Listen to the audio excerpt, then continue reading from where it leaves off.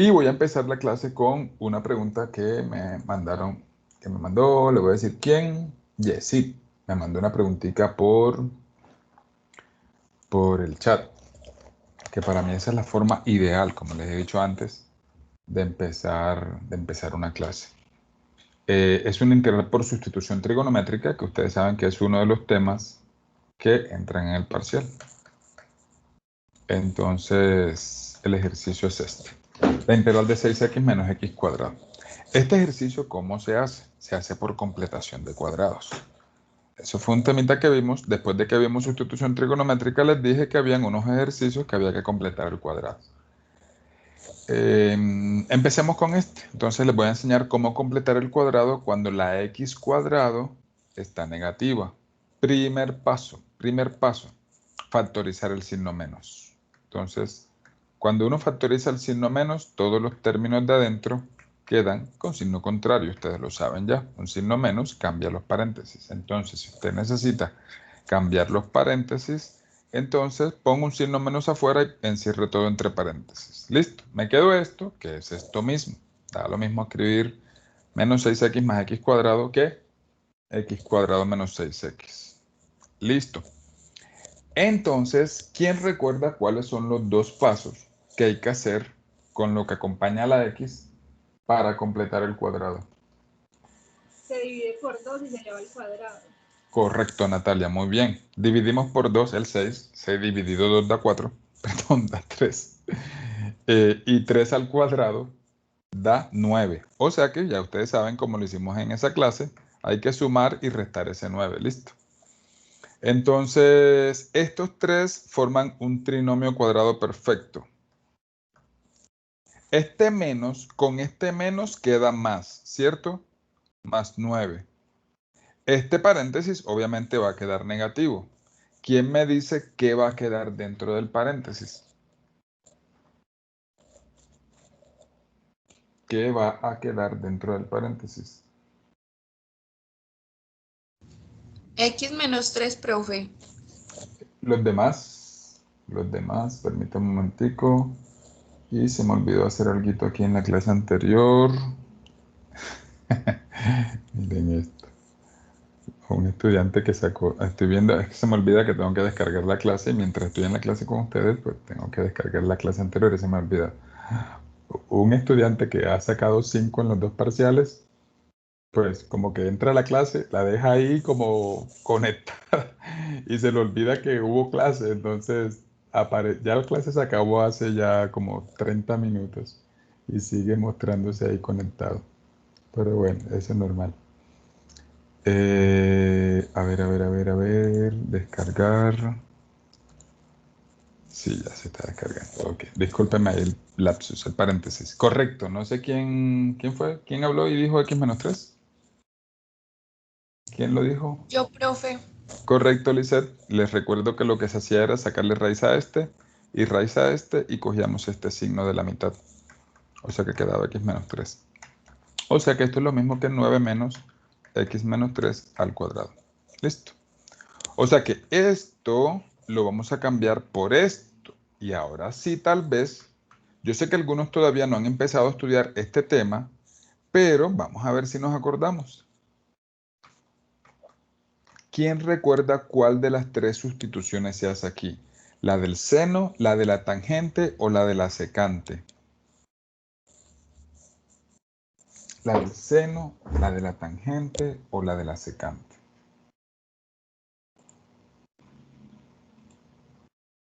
Tangente, profe. Porque hay una resta. La tangente es cuando hay una suma. Hay una resta de 9 menos algo. Es secante.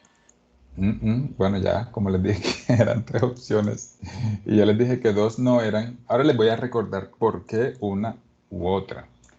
Listo. Les recuerdo que las tres eran así. Coseno cuadrado es 1 menos seno cuadrado. Seno cuadrado es, perdón, lo siento. La segunda era secante cuadrado es 1 más tangente cuadrado. Y la última, tangente cuadrado, era secante cuadrado menos 1. Entonces yo les decía en aquella clase, muchachos, cuando vean el paréntesis, tienen que tratar de recordar si a cuál de las tres se parece. Como aquí tengo un número menos algo al cuadrado, se me debía parecer a esta de arriba. La de abajo no, porque no tenía algo al cuadrado menos un número. ¿Sí? Eso era lo que veíamos allá. Entonces, eso es lo que hay que repasar cuando vayan a estudiar el tema. ¿Listo? Entonces, aquí la sustitución que hay que hacer es que esta expresión de aquí, x menos 3, es, como esto es un 9, allá van a recordar cuando repasen que queda 3 seno de teta. ¿Listo? Esta integral se va a hacer mucho en el curso que sigue, en el de cálculo vectorial. ¿Listo? En el de ecuaciones diferenciales tal vez no, esta en particular no. En ecuaciones diferenciales hacen mucho integrales por partes y por fracciones parciales, muchísimas. Pero esta de sustitución trigonométrica se usa mucho en el curso de cálculo vectorial para los que tengan ese curso. ¿Listo? Entonces aquí los pasos que siguen ya los hemos visto. Deriva y derivada de 3 seno es 3 coseno. 3 coseno de teta de teta. ¿Listo? Y reemplaza todo acá adentro. ¿Yesid me está escuchando por aquí en la clase? ¿Yesid que fue el que propuso el ejercicio? Sí, profe. Ok, entonces mi sugerencia sería, listo, reemplace, hágale avance, avance, avance, avance, y el martes que viene, que es la clase de solución de dudas, entonces me cuenta si tuvo alguna dificultad con lo que sigue en el ejercicio. Listo. Muy bien.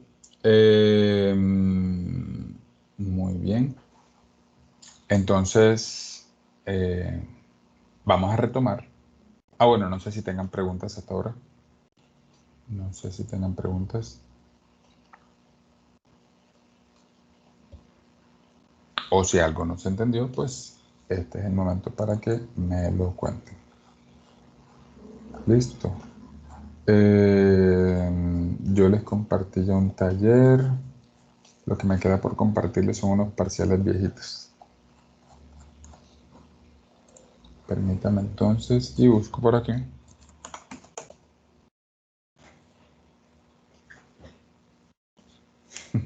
El sábado en la ciclovía me encontré con una estudiante y me dijo, hola, profe, ¿no me conoce? Y yo, ay, lo siento, no me acuerdo, cuéntame cuánto di clase. Me está dando clase este semestre, profe, lo que pasa es que yo no tengo foto de perfil ni nunca participo en clase. Y yo, bueno, así muy difícil. Entonces, bueno, no sabemos si algún día pues me encuentro con ustedes, pues para que me tengan paciencia, por favor, si no me acuerdo de su nombre. A ver, yo estoy aquí abriendo un archivo, pero no abre. Permítame un segundito.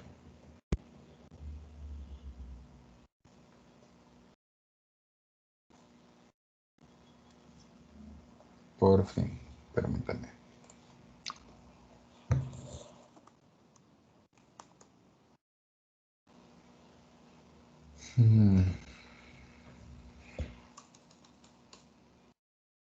Cuadro, cuadro.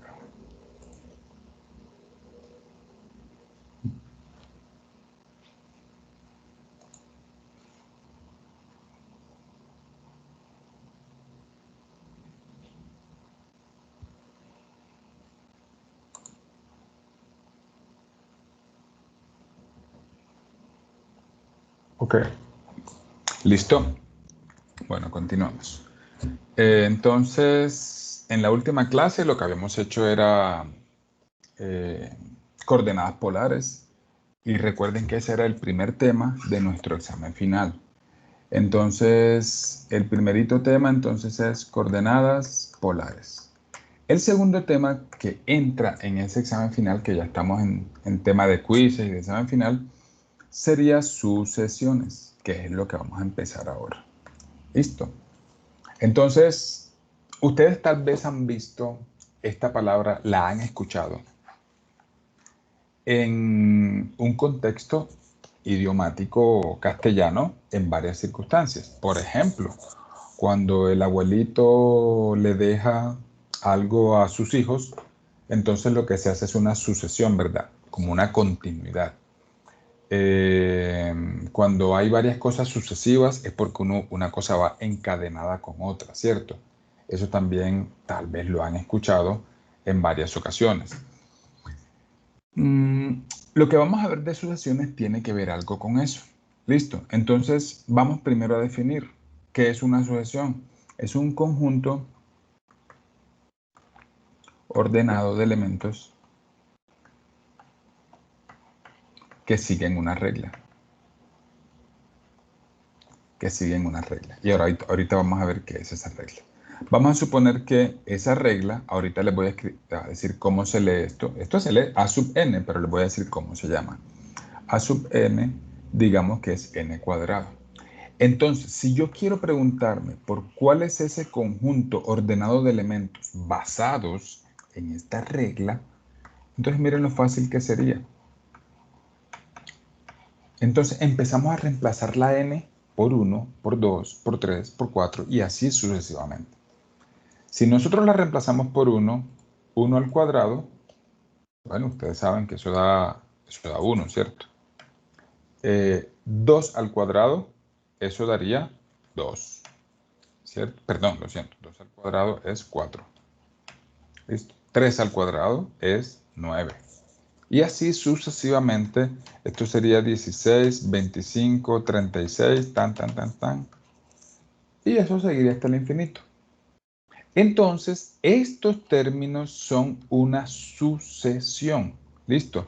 Porque son un conjunto que está ordenado de elementos que siguen una regla. La regla en este caso, ¿cuál es? Que son los cuadrados de cada uno de los términos. Este término se llama término enésimo. Término enésimo. ¿Listo? Entonces, ¿qué pasaría? Y ese término puede tener cualquier letra. Vamos a poner, por ejemplo, ¿qué pasaría si el término enésimo, b sub n, fuera 2n menos 1? Entonces, los términos de b sub n, de la sucesión b sub n, ¿quiénes serían? Bueno, ayúdenme ustedes. Díganme cuáles serían por lo menos los primeritos. ¿Cuáles serían?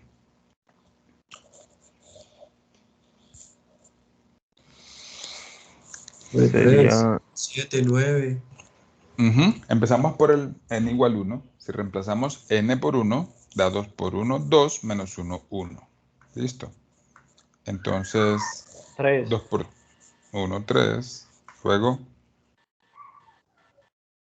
5, ¿cierto? 5.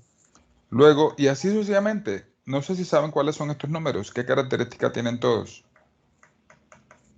Impares. ¿Qué son los impares? O sea que si en algún momento a usted le preguntan por una regla que describa los números impares, sería 2n menos 1. Listo, 2n menos 1. Una pregunta solo por curiosidad. ¿Cómo serían los números pares? ¿Cómo sería la regla para los números pares? El término enésimo, ¿cómo sería? ¿Cómo sería el término enésimo para los números pares? 2n. 2n solo, muy bien, correcto. Veamos cómo quedaría. Si por ejemplo vamos a ponerle el valor de c, fuera solo el 2n, entonces cn, entonces reemplacemos n por 1, por 2, por 3, por 4. Vamos a ver, cuando lo reemplazamos por 1, 2 por 1 da 2. 2 por 2, 4. 2 por 3, 6. 2 por 4, 8. Y así sucesivamente. ¿Listo? Bueno, entonces esto lo vamos a ver más adelante. Cuando usted necesite los números pares, ya sabe que la regla es 2n menos 1. Cuando necesite los números impares, ya sabe que la regla... cuando necesite los pares, 2n. Y cuando necesite los impares, 2n menos 1. ¿Listo?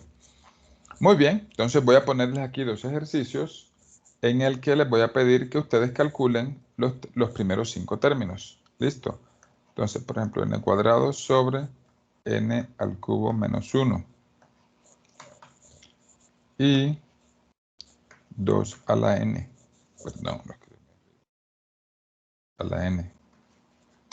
Listo, les voy a dar 2 minuticos. Entonces la regla, perdón, el ejercicio dice, voy a escribirlo aquí arribita. Dice, escriba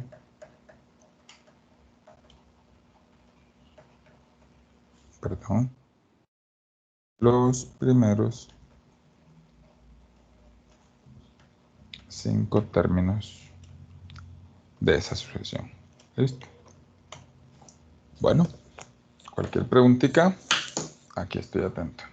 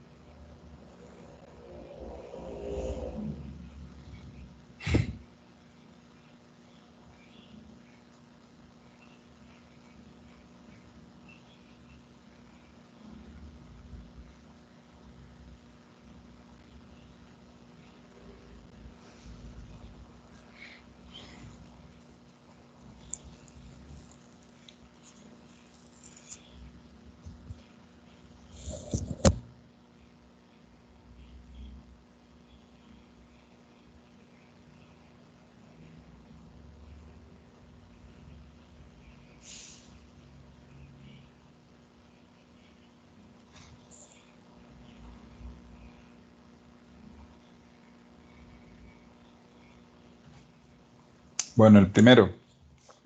Entonces yo me doy cuenta que en la parte de arriba, en este ejercicio, todos son fraccionarios. Todos van a quedar como un término arriba y un término abajo. ¿Listo? Entonces yo sé que todos van a quedar como un numerador y un denominador. Voy a poner 3, 4, 5 y ya saben que eso va hasta el infinito. Entonces, los de arriba ya los había hecho. Son los n al cuadrado. ¿Listo? Son estos términos. Son el 1, 4, 1, 16, ta, ta, ta, ta, ta. Listo, entonces 1, 4, 9, 16, 25 y así sucesivamente. Listo. Abajo, no tenemos que hacerlo así, separados el numerador y el denominador, cada uno por su lado. Y el denominador sería n al cubo menos 1. Entonces hay que hacer la cuenta. N al cubo sería el primero. El primero no se puede, ¿cierto? Porque noten que da 0. ¿Cierto? Entonces, generalmente, cuando en el denominador haya una discontinuidad, entonces lo que generalmente aquí aparece es un subíndice que me indica desde dónde debo empezarlo. ¿Listo? Desde dónde debo empezarlo. ¿Listo? Entonces, cuando me parezca ese subíndice, se parece mucho al de la integral. Ustedes saben que en la integral aparece una integral desde 1 hasta 2. Entonces, 1 sería el punto inicial. Y el 2 sería el punto final, ¿cierto? Entonces, lo que está de subíndice en la llavecita indica desde dónde vamos a empezar. Si arribita tuviera un número, entonces de nuevo indicaría hasta dónde tiene que finalizar. O sea que aquí debo poner otro más, que será el 36. Listo, entonces empezamos con el 2. Repito, cuando reemplazo el 1, 1 al cubo menos 1 da 0. Y ahí no podría dividir por 0. Entonces, con el 2, 2 por 2, 4 por 2, 8, menos 1, 7. ¿Listo? Con el 3, 3 al cubo da 27, menos 1, 26. Siguiente. 63. 63. Siguiente. 124. 124. Y el último. 215. 215. Listo. En los parciales y en los ejercicios de clase, a veces va a ser al revés. De hecho, vamos a hacer unos ahora antes de irnos. Yo les voy a dar los términos y usted tiene que sacar el término enésimo. Entonces, para que se vaya como identificando cuáles son, por ejemplo, los n al cuadrados, a veces nos las ponen un poquito complejas, porque miren que estos no son los n al cubo, sino los n al cubo menos 1. ¿Listo? Entonces, ahí vamos cogiendo como experiencia, viendo los numeritos y notando de dónde provendrían, de qué fórmula provendrían. Listo, esta está más fácil. ¿Por qué? 2 a la n, ¿cuánto sería? Si no dice nada, empezamos desde 1. 2, 2, 4, 4, se parece a la U en el cuadrado. 8, Muy bien. 16, Por último, muy bien, Sergio. 32. 32. ¿Listo? Para que hagan la diferencia, no es lo mismo decir 2 a la n, vamos a ponerlo aquí, ya que lo hicimos, que n al cuadrado. Los n al cuadrado, si lo quiero, perdón, puse la llave al revés. Los n al cuadrado son 1, 4, 9, 16, 25. ¿Listo? Noten, o sea, les quiero mostrar la diferencia para que cuando yo les dé estos, usted sepa de dónde provienen.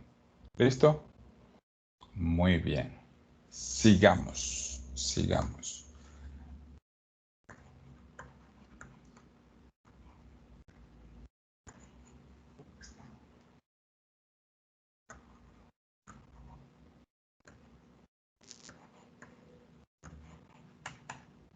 Muy bien. ¿Qué significa ese símbolo de admiración que está ahí?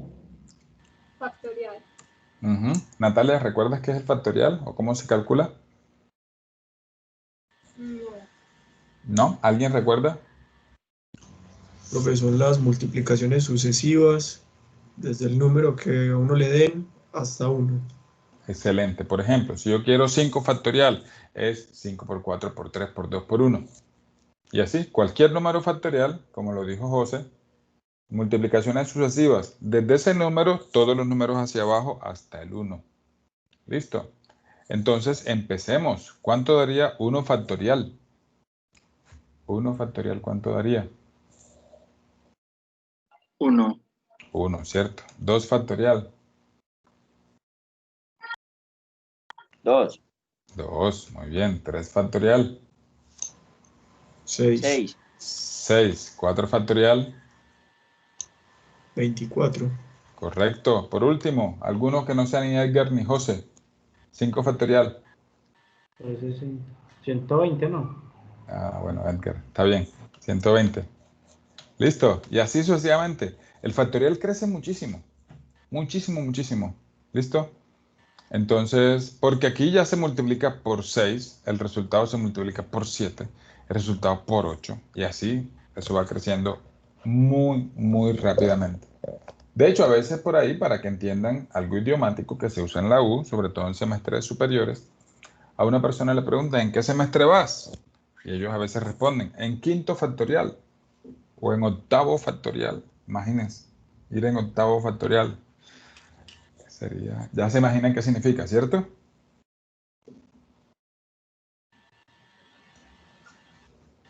Bien, sigamos.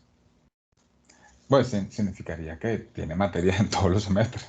Primero, segundo, tercero, cuarto, hasta el octavo. Muy bien. Siguiente, los 3 a la n. 3 a la 1, a 3. Menos 1, 2. 3 a la 2, 9. Menos 1, 8. ¿Listo? 3 a la 3, 27. Menos 1, 26. ¿Listo? 3 a la 4, 81, menos 1, 80. Uy, uno ve estos números, ahorita que les ponga el ejercicio al revés, es decir, cuando les ponga los números y les pida que ustedes saquen el término enésimo, y uno dice, ¿cómo así? 2, 8, 26, está difícil. Pero uno está viendo que el cambio es cada vez más abrupto. Entonces ya uno se imagina una potencia de n. Puede ser la potencia que les mostré hace un ratico, la del 2 a la n, porque aquí después del 32 iría el 64. Eso ya hay un cambio muy grande, ¿cierto?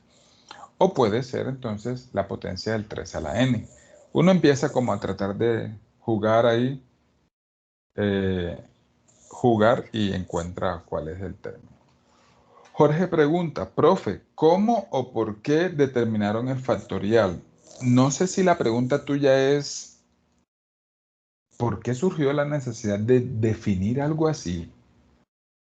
O como que como que el origen de la operación, o te estás refiriendo a por qué lo hicimos nosotros aquí en clase. Ah, muy bien. Resulta que hay procesos industriales que cuando los modelan responden a procesos factoriales. ¿Listo?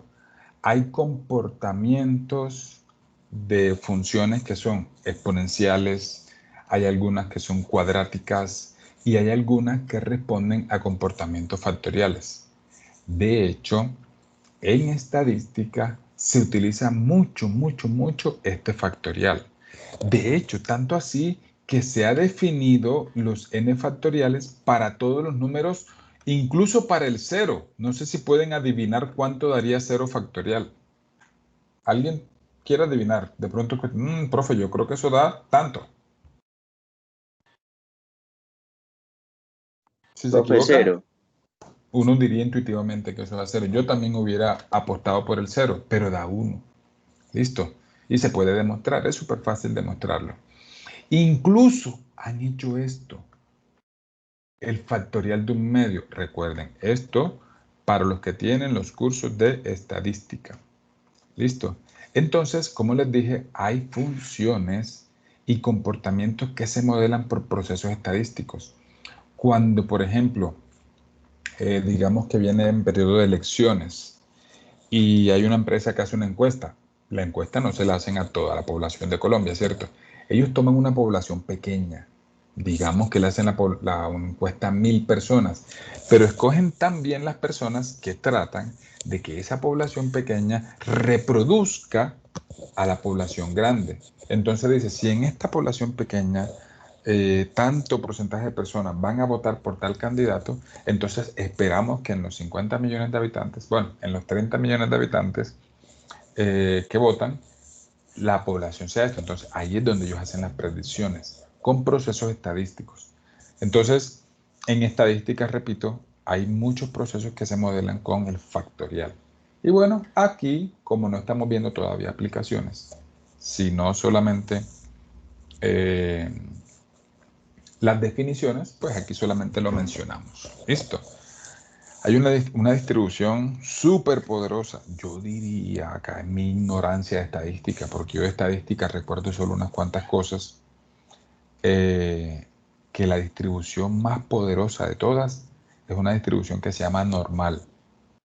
Esa distribución normal parte de una integral que por ahí tiene una raíz de un factorial. ¿Listo? Perdón, la integral tiene un factorial ahí de una expresión y, a ver, yo no recuerdo si el un factorial, miren, eso creo que da raíz de pi. O sea, ¿cómo sacar eso? Bueno, para eso estudiamos cosas más avanzaditas. A ver, no estoy seguro si da raíz de pi o raíz de pi medios. No estoy seguro. ¿Listo? Pero sí sé que da algo que tiene que ver con raíz de pi. No digo más babosadas porque puede que me esté equivocando en algún detallito, pero les di la respuesta en general. Listo. La matemática es fascinante porque algunas cosas que no nos imaginamos que tienen matemática las tienen. De hecho, en la clase de hoy les voy a demostrar matemáticamente cómo podemos saber si una persona es físicamente bonita o si es fea. Matemáticamente. Fíjense eso. Qué locura, ¿no? Bueno, ojalá que nadie se ofenda, pues. El último, 3 a la 5, 3 por 3, 9 por 3, 27 por 3, 81 por 3, 243. 243 menos 1, 242. Listo, menos mal que no nos tocó sacar el 3 a la 6. Listo, muy bien. ¿Preguntas hasta ahora? Hasta el momento, claro, profe. Muy bien, bueno, entonces ahora vamos a hacer el ejercicio al revés. Les voy a dar los 5 primeros términos y ustedes tienen que sacar el término enésimo. Listo, vamos a enumerarlos, que olvidé enumerarlos. Entonces, digamos que este es el 1, este es el 2, este es el 3, 4, 5, 6 y 7 y 8. Uy, nos ha rendido, hemos hecho muchos. Listo, entonces ahora vamos a hacerlos al revés. El 9, entonces serán... Miren que le voy a hacer un pequeño truco a los pares. 6, 8, 10, 12, 14. Listo. Voy a ponerle 2 por ahora.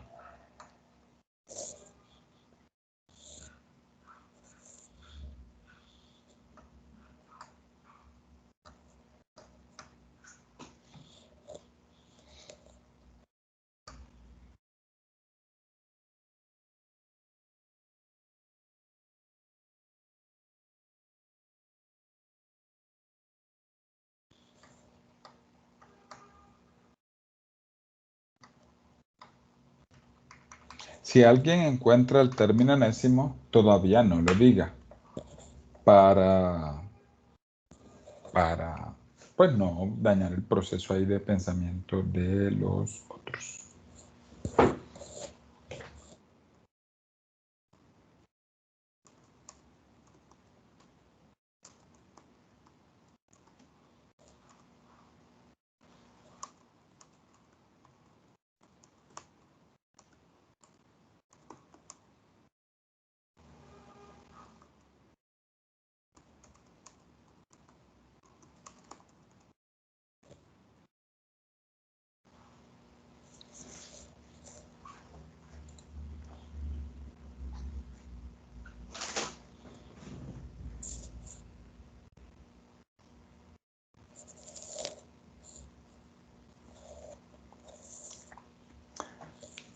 Vamos a hacer el 9. Noten que el 9 son los pares, pero no arrancan desde el 2, arrancan desde el 6. No sé si alguien puede pensar en alguna forma de escribir el término enésimo que cuadre con esos numeritos empezando desde el 6. Profe, sería Listo. 2n con su índice de n a la 3. Lo puedes hacer así, me gusta. Vamos a ponerlo como esa opción. 2n. Pero me gustaría que pensaran en un término enésimo sin un subíndice, es decir, empezando desde 1. ¿Cómo sería? ¿Alguien lo tiene? Sí, profe. José. 2n más 4. Excelente. Noten que son los pares. Pero como no arranca desde el 2, sino desde el 6, entonces le sumo el 4. Probemos. 2 por 1, 2. Más 4, 6. Dio el primero. 2 por 2, 4. Más 4, 8. Dio el segundo. 2 por 3, 6. Más 4, 10. Y si pueden darse cuenta, todos los demás se cumplen. Uno aquí puede darse cuenta si el ejercicio está bueno o no. Uno mismo puede reemplazar y darse cuenta si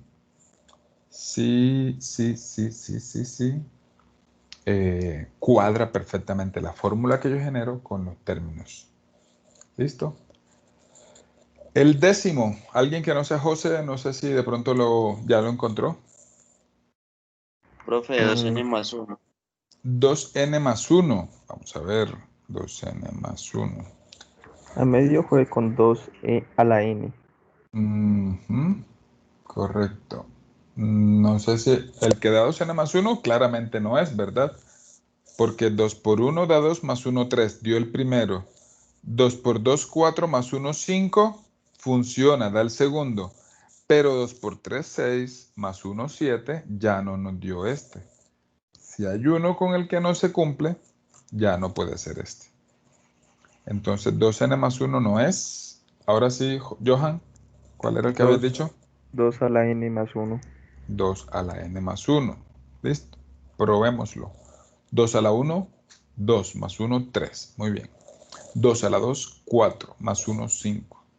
2 a la 3, 8 más 1, 9. Allí está. 2 a la 4, 16 más 1, 17. Correcto. Sí, muy difícil que den los 4 primeros y que no den el último, pero igual hagámoslo. 2 a la 5 es 32 más 1 es 33.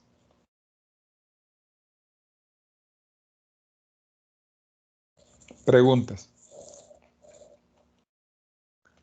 ¿Hay preguntas? No hay preguntas. Bueno, sigamos. Muy bien. Voy a poner otro. 11.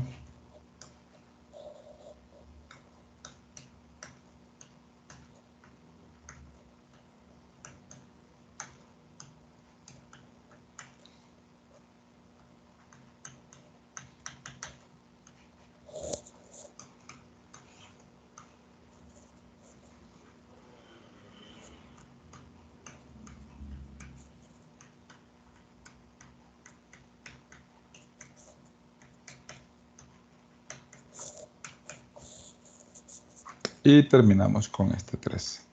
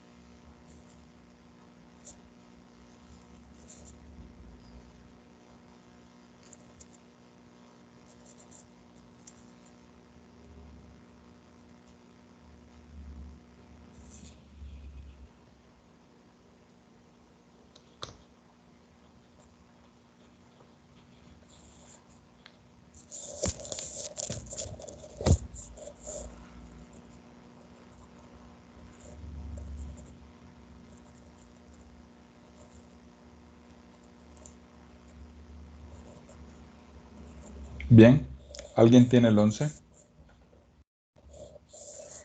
Profe, sí, pues yo la hice n sobre n más 1. Permíteme, Edgar, excelente, ¿verdad? Los de arriba, 1, 2, 3, 4, 5 son los n's, no hay de otra. Pero los de abajo son los mismos n sumándole 1. Entonces, n sobre n más 1, excelente. ¿Alguien tiene el 12? Yo lo tengo como menos 1 a la n. Me encanta, excelente. Les confieso que cuando a mí por primera vez me pusieron esta sucesión, yo me tiré cabeza y cabeza. ¿Y cómo hago para que siempre me den 1? Pero solamente cambiando el signo. Entonces hay dos respuestas, se las voy a dar. La primera es menos 1 a la n. ¿Sí se da cuenta que cuando elevas a un número impar, te da menos 1? Y cuando elevas el menos 1 a una potencia par, te da 1 positivo. Efectivamente, menos 1 a la 1, menos 1. Menos 1 a la 2, 1. Menos 1 a la 3, menos 1. Y así sucesivamente. Otra forma de hacerlo es coseno de n por pi. Ojo a los que ven ecuaciones diferenciales, matemáticas especiales, esas dos materias, los que tienen en el pensum esas materias. Esta expresión les va a aparecer por todas partes en ese curso. ¿Por qué? Bueno, reemplacemos. Coseno de pi, si usted lo hace en calculadora, eso da menos 1. Coseno de 2pi, eso da 1 positivo. Y así sucesivamente. Le va a dar menos 1, 1, menos 1, 1, menos 1, 1. Muy bien. Entonces la puede escribir de cualquiera de las dos formas. Pero quiero que, no importando cómo la vea, sepa cuáles son las respuestas. ¿Qué diferencia habría entre la 12 y la 13?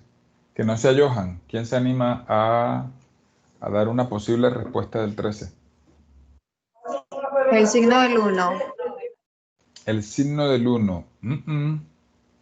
Hay otra, porque si ponemos 1 a la n, siempre nos va a dar el 1 positivo.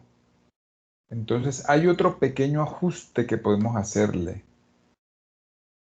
para que me dé también el menos 1, 1, menos 1, 1, pero ahora empezando desde el 1.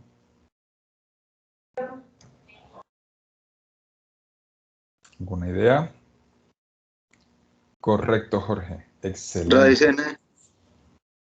Sergio, ¿qué ibas a decir? No había pensado como raíz n. Raíz n.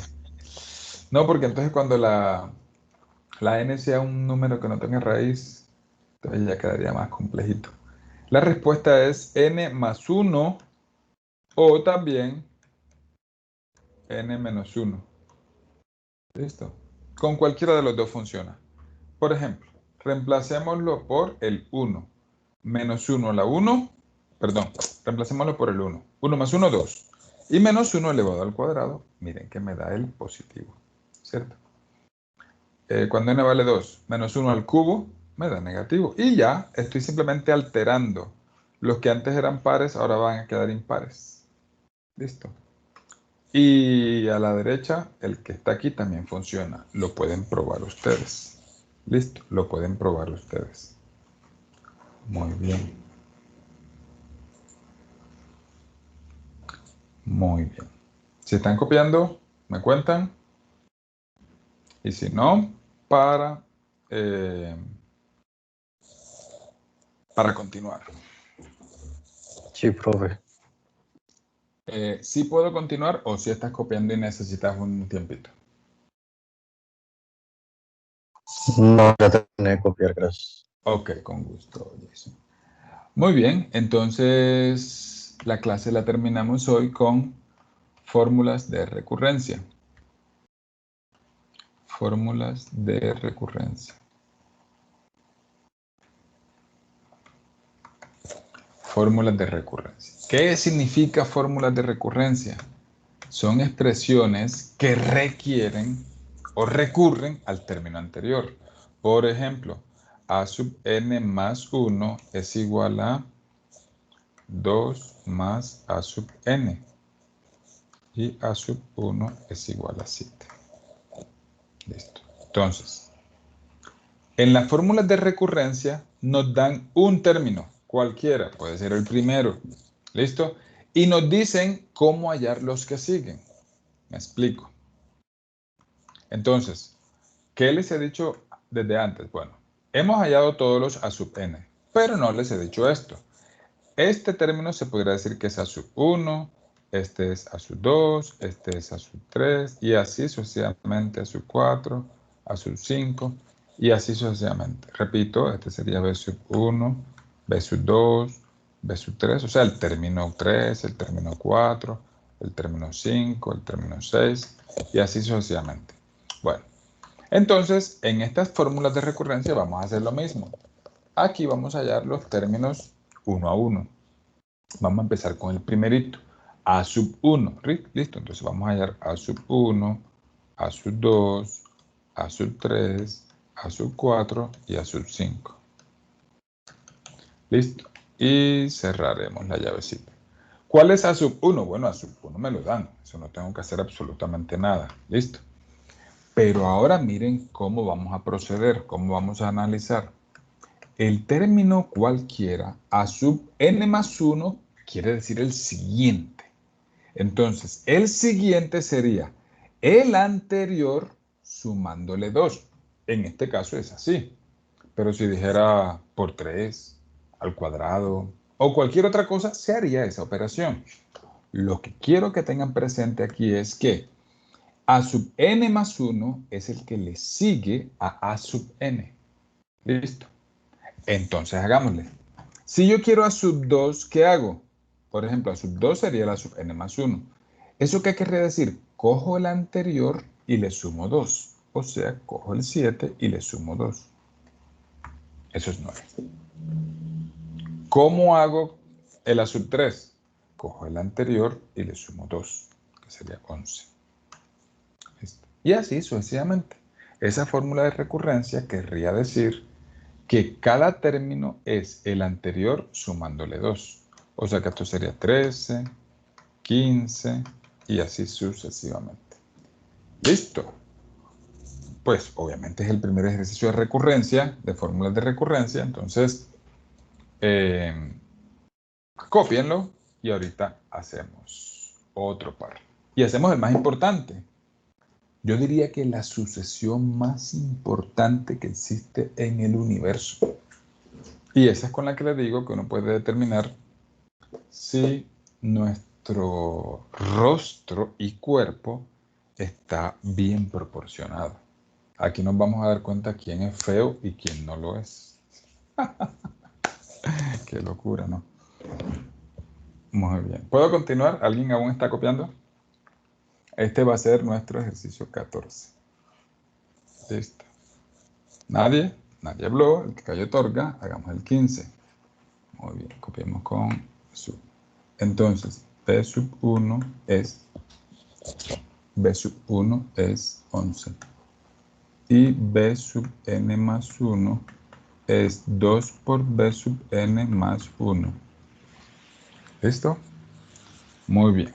Entonces, nos piden los 5 primeros términos. Entonces, ¿cómo serían los 5 primeros términos? Bueno, lo primero que hay que hacer es entender la fórmula de recurrencia. ¿Qué quiere decir b sub n más 1? Es el término que le sigue a b sub n. ¿Listo? O sea que, ¿qué tengo que hacerle a b sub n para sacar b sub n más 1? Lo multiplico por 2 y el resultado le sumo 1. ¿Listo? Siempre nos tienen que dar por lo menos uno de los dos términos. Perdón, uno de los primeros términos. Entonces, b sub n.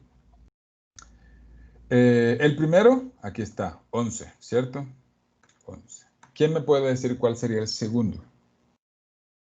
¿Cuál sería el segundo? 23. 23. Me gusta. Claro. Tengo que coger el anterior, lo multiplico por 2 y le sumo 1. 11 por 2 da 22. Y si le sumo 1, da 23.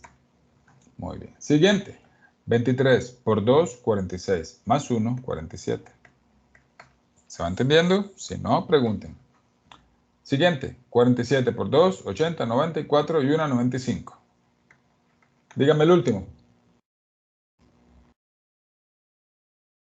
191. Muy bien. Excelente. 195 por 2 da 190. Y si le sumo 1, da 191. ¿Qué diferencia ven ustedes entre las fórmulas de recurrencia, entre las sucesiones que tengan fórmula de recurrencia y las que no? Por ejemplo, si yo les dijera, muchachos, en esta sucesión, ¿cuál es el término número 1000? ¿Usted qué hace? Reemplaza n por 1000. Daría 1000 sobre 1001. ¿Cierto? Usted me puede dar el término que sea. En cambio, en las fórmulas de recurrencia, si yo les digo, muchachos, ¿cuál sería el término 1000? ¿Qué problema hay? ¿Qué ven ustedes ahí?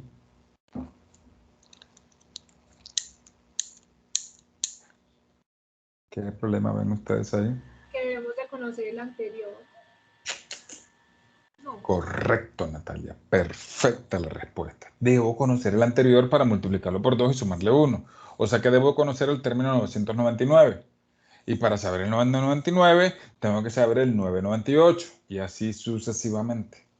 O sea que siempre necesitarás el anterior. Por eso, la única diferencia marcada entre las sucesiones que son con fórmulas de recurrencia y las que no, es que en las que se requieren fórmulas de recurrencia, necesitas conocer todos los términos para llegar a uno en particular. Listo. Ahora les voy a presentar la sucesión más famosa del cosmos, que se llama sucesión de Fibonacci.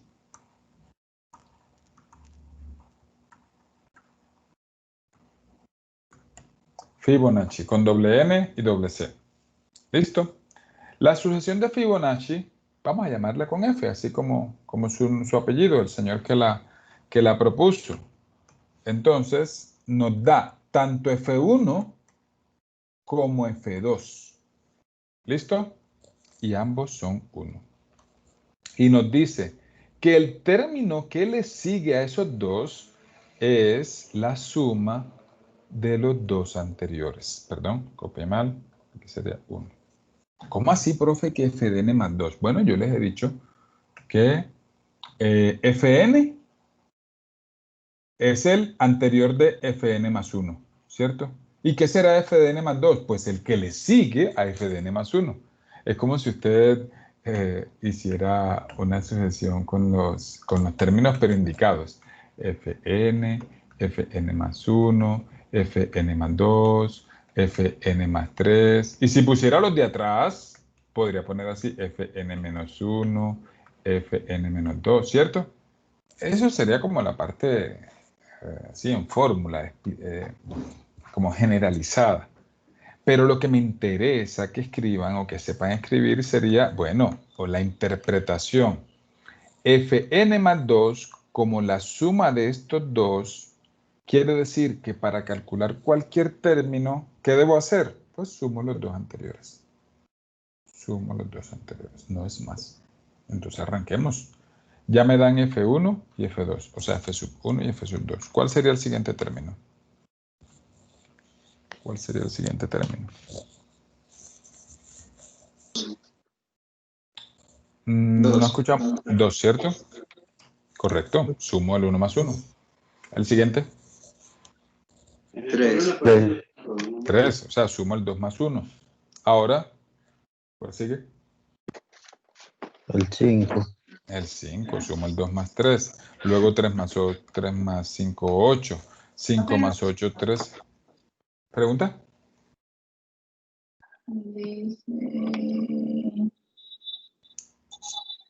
¿Hay alguna pregunta? Bueno, es que estoy atento a las preguntas.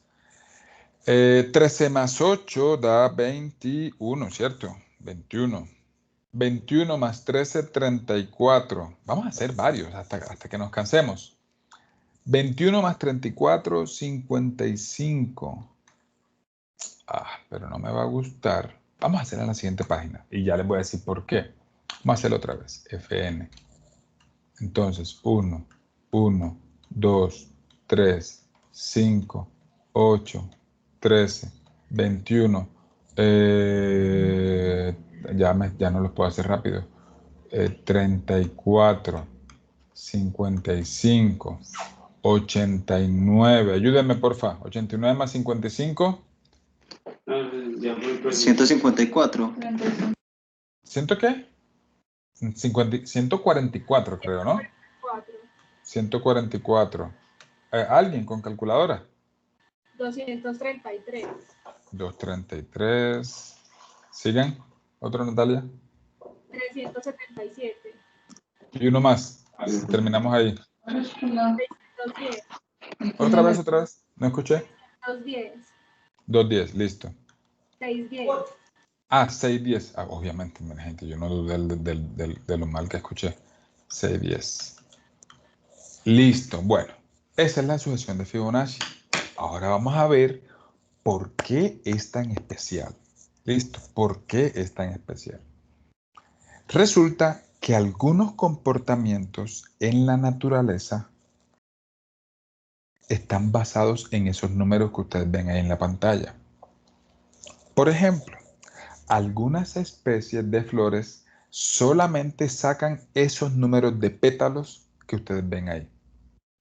Algunas especies de mazorcas, la cantidad de filitas, usted se ha comido una mazorca seguramente, y eso está hecho por filas. Algunas especies de maíz, la cantidad de filas que tiene todo alrededor de la mazorca solo es un número de Fibonacci.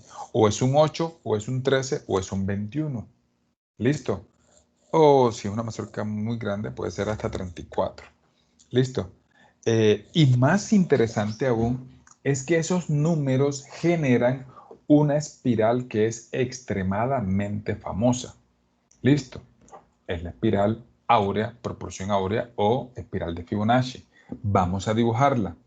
Espero que ustedes alcancen a ver mi pantalla cuadriculada porque me voy a basar en ella. Y les pido a ustedes que hagan lo mismo en su cuaderno si están tomando notas en su cuaderno cuadriculado. ¿Listo? Entonces, ¿qué voy a hacer? Voy a dibujar cuadrados con esos anchos. Entonces, los dos primeros son cuadraditos. Estos dos. Ahí dibujé dos cuadrados. ¿Listo? De ancho 1. ¿Listo? El que le sigue, ¿de qué ancho es? Es de ancho 2. Pero noten que este cuadrado yo lo puedo dibujar aquí pegado. Porque como la suma de esos dos da 2, entonces me queda así. Listo, un cuadrado ahí al ladito. Luego viene un cuadrado del lado 3. Lo puedo dibujar aquí al lado.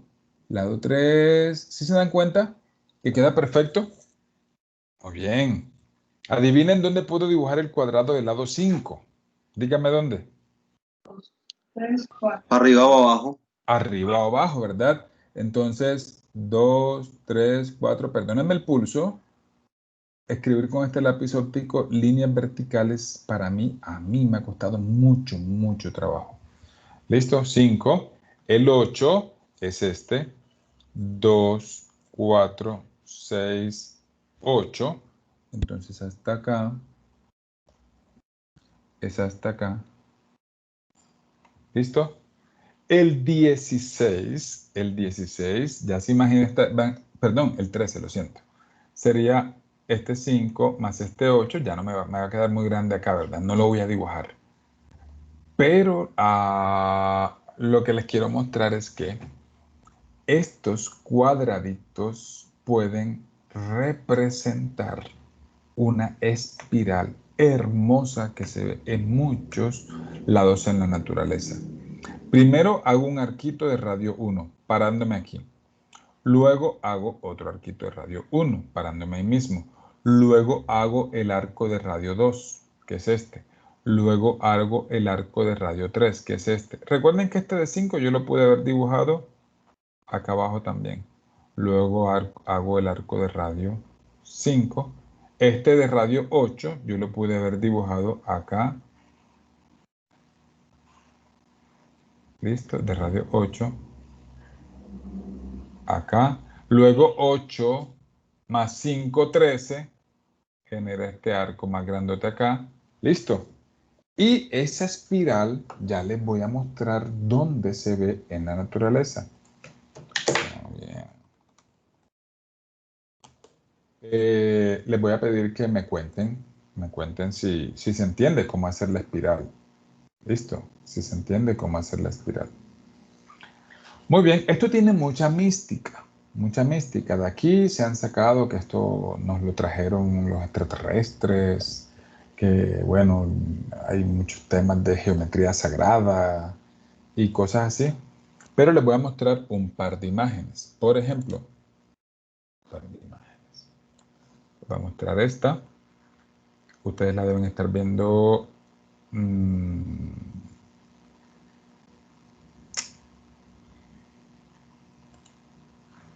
Ahí está. Listo. Entonces, noten que esa espiralcita corresponde a la espiralcita de un caracolito. Listo. O sea, el caracolito crece con radios que siguen la espiral de Fibonacci. Otra espiral que se puede ver en la naturaleza. Sí, aquí hay uno. El espiral de un tornado. El espiral de un tornado es esa justo que les acabé de mostrar. ¿Listo? Y hay muchas figuras, por ejemplo, en la naturaleza, en particular esta es mi favorita. Si usted alguna vez quiere darle una flor a una persona que sepa de ciencia, entonces el girasol puede ser una excelente flor, porque la forma como crecen estos puntitos, no sé si están viendo el puntero de mi mouse, en las semillitas, esas semillitas que van creciendo en la espiral del girasol, corresponden con lo que vamos a hacer justo ahora. ¿Listo? Y lo que vamos a sacar es el número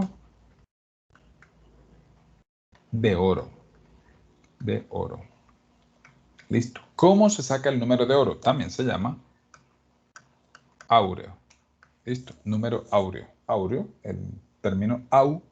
De hecho, los que saben de química sabrán que el símbolo químico del oro es AU. Entonces, por eso los términos que se refieren a oro se dicen así, áureo. Listo. Entonces, ¿qué es el número de oro? Es el término al que tiende esta sucesión. Y les voy a pedir que me ayuden con calculadora a sacarla. Entonces, es el término cualquiera de Fibonacci dividido el término anterior. ¿Listo? Vamos a sacarlas. Vamos a sacar todos los que están ahí. Es decir, el primero sería, tome el número y divídalo por el anterior. 1 dividido 1 me da 1. Listo. El segundo sería 2 dividido 1. Da 2. El que sigue, 3 dividido 2. Eso da 1.5, ¿cierto? El que sigue, 5 dividido 3. Bueno, ya me toca, que se no me la sé, nunca lo he hecho, creo. 1.6 con gorrito. Ah, bueno. 1.66. 1.66, muy bien. El que sigue, 8 dividido 5, que es 1.6 solo. ¿Listo? El que sigue. Bueno, no me importa. Esta sucesión, los términos intermedios no son tan importantes. Saquen el de aquí, el de acá. ¿Listo? O sea, 233 dividido 144. ¿Cuánto da? 1.618, ¿cierto? Sí, sacamos el de aquí. Ahora díganme el de aquí. Ustedes, ¿cuál sería la operación que hay que hacer?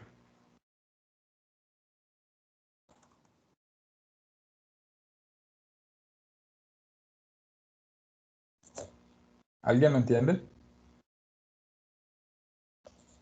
¿Cuál sería el número que le seguiría ahí en la sucesión? Bueno, aquí me voló unos cuantos. Sería este dividido este. 377 dividido 233. ¿Cuánto le da? Profe, me da lo mismo. Lo mismo, sí señorita, muy bien. O sea que el que sigue, simplemente con unos cuantos decimales diferentes, ¿verdad? El último que calculamos es 610 dividido 377. Lo mismo. O sea que ya llegamos a esta expresión. ¿Listo? Y este, señoritas y señores, es el número de oro. Profe, pero ese número tan raro, ¿cómo así que es el número de oro? Se llama phi. ¿Listo? Se simboliza con la letra phi. Así como el pi es 3.14159265, tal. El Euler es 2.7, ta. El número phi, si ustedes quieren aprenderse una fórmula, sería 1 más raíz de 5 dividido 2. ¿Listo? Eso es 1.618.18033 con un montón de decimales más. La pregunta es, profe, ¿y eso qué tiene que ver con la naturaleza? ¿Eso qué tiene que ver con la naturaleza? Bueno, en la naturaleza, les voy a poner, por ejemplo, ustedes saben que los árboles les crecen ramas, y los árboles, si no se ven sometidos a tormentas, lo normal es que se sostengan todo ese peso. El árbol puede crecer y crecer y poner toneladas y toneladas en ramas cuando los árboles son muy grandes. Y el árbol no se va hacia un lado. Es decir, al árbol nunca le crecen más ramas que de un lado que del otro y el árbol terminó cayéndose. No, a menos que haya una condición que lo obligue a hacer eso. ¿Por qué? Porque el árbol hace que sus ramas crezcan basadas en esta proporción. Entonces, ¿cómo les explico esto? Les voy a pedir que miren mi cámara un momentito. No sé cómo hacer esto. Me gustaría ponerme en primer plano. Ok, ustedes deberían estarme viendo en este momento en cámara grande, ¿cierto? ¿Me están viendo así? Sí, ¿O no? Ok. Sí, señor. Supongamos que este lápiz es la rama, el tronco de un árbol, ¿listo? Entonces, si el árbol cuando está creciendo saca una rama en una dirección, la siguiente rama la va a sacar en un ángulo que cumpla la proporción áurea.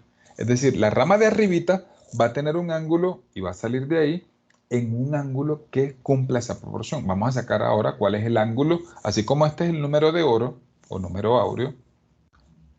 Ahora vamos a sacar cuál es el ángulo áureo o ángulo de oro. ¿Listo? Entonces, ahora sí les detengo primer plano, les comparto de nuevo la pantalla y vamos a sacar el ángulo de oro. O sea, tenemos un tronco. Y supongamos que aquí tenemos una rama. Y ahora vamos a ver cuánto tiene que ser la otra, cuánto tiene que ser este ángulo. ¿Listo? Entonces, ¿cómo lo saco? ¿Cómo lo saco? Se me olvidó cómo se saca. Vamos a ver. Yo sé que los dos, digamos que este es X y este obviamente tiene que ser 360 menos X. 360 menos X. Listo. Pero los dos tienen que cumplir la proporción ahora. Sí, ya la saqué, es fácil. Entonces 360 menos x dividido x tiene que ser 1.618. ¿Listo? Eso es una simple ecuación lineal. 360 menos x es igual a 1.618x, ¿verdad? Paso a multiplicar la x. Luego queda 360 igual. Entonces, esa x pasa a sumar. Entonces me queda 2.618x. O sea que x vale 360 dividido 2.618. 360. Eso es 137, señores. Les presento este ángulo. Es el ángulo de oro, se llama así. 137.5 grados. Entonces, ese ángulo es el ángulo exacto en el que debe crecer la siguiente rama. Y a partir de esa rama, el árbol, no sé cómo les va a sonar esto, pero el ángulo vuelve y mide 137.5 grados y saca la rama de más arriba. Y vuelve y mide 137.5 grados y saca la rama de más arriba. Y así sucesivamente. ¿Listo? Y obviamente, hay árboles que no cumplen eso perfectamente. Pero los árboles que cumplen ese ángulo a la perfección, se ha demostrado matemáticamente que son los árboles que tienen la distribución de masa más perfecta en cuanto a sus ramas, que hace más difícil que ese árbol se tire hacia un lado o hacia el otro. ¿Listo?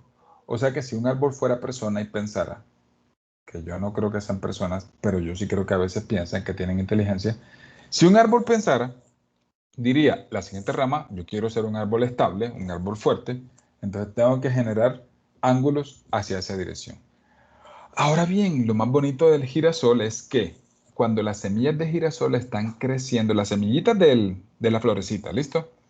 Entonces, la siguiente florecita, o sea, una vez se hizo un estudio, se hizo una simulación, yo la vi, que decía que las semillas de la florecita de girasol crecen justo con este ángulo, todas.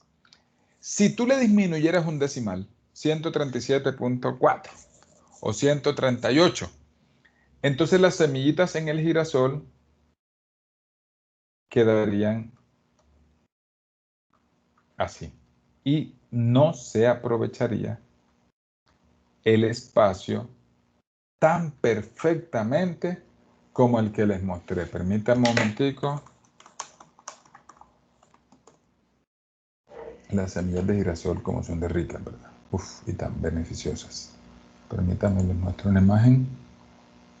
Bueno, tenían que venir de la matemática. No tengo ninguna imagen así. Bueno, vamos a poner otra vez flor de girasol.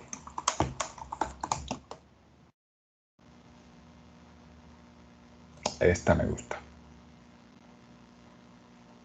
Listo.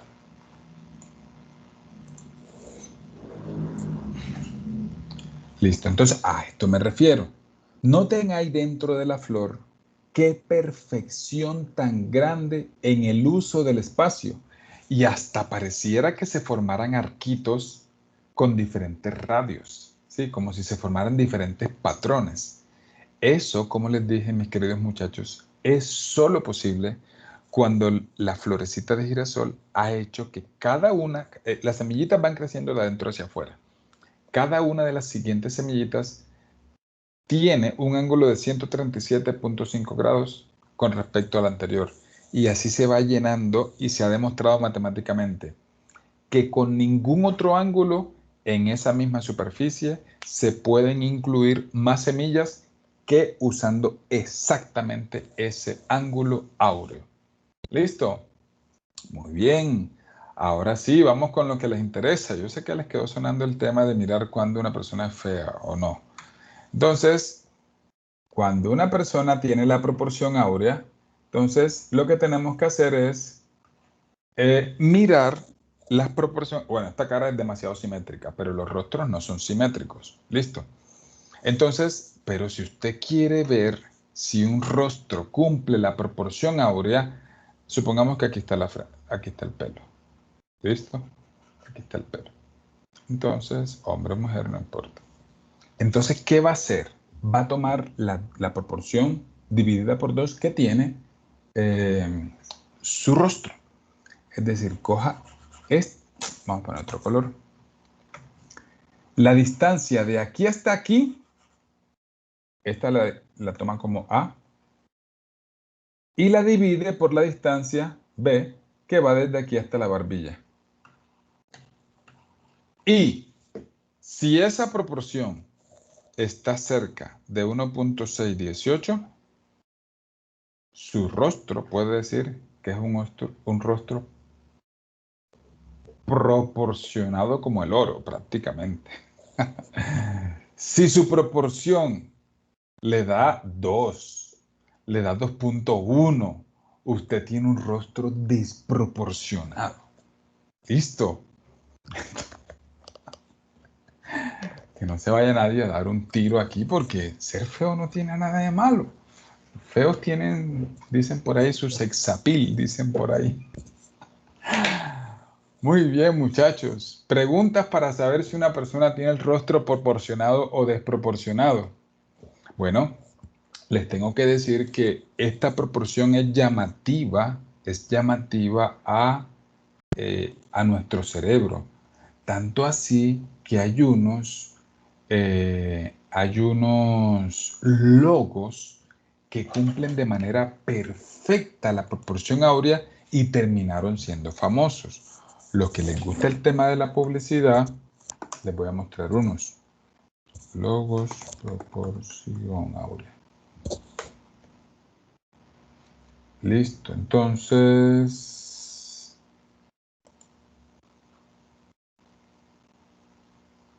Muy bien.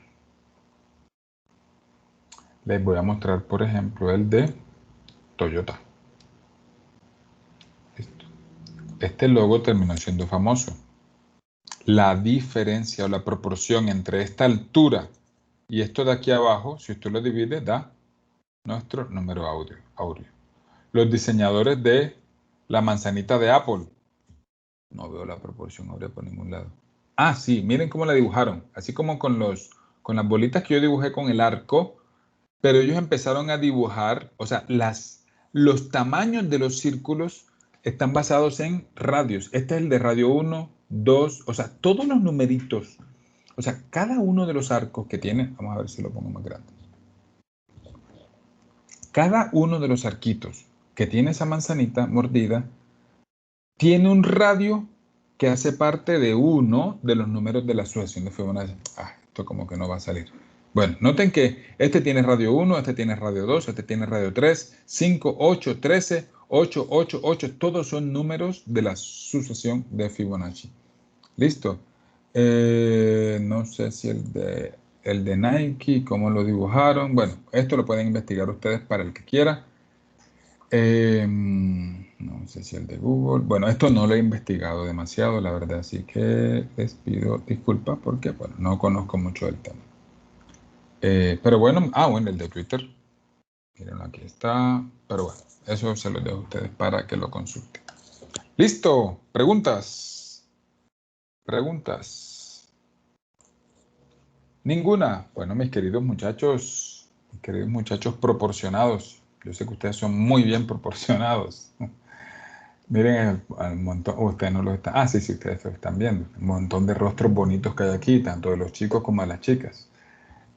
Pueden algún día coger la reglita, no tiene nada de malo. Se miden aquí y se miden aquí y hacen la división. ¿Sí? Bueno, muchachos, les deseo feliz noche. Nos vemos, Dios mediante, el jueves. Sean felices, sonrían más. Gracias, profe. Gracias, profe. Que esté muy bien. Con gusto. Gracias, profe. Feliz noche.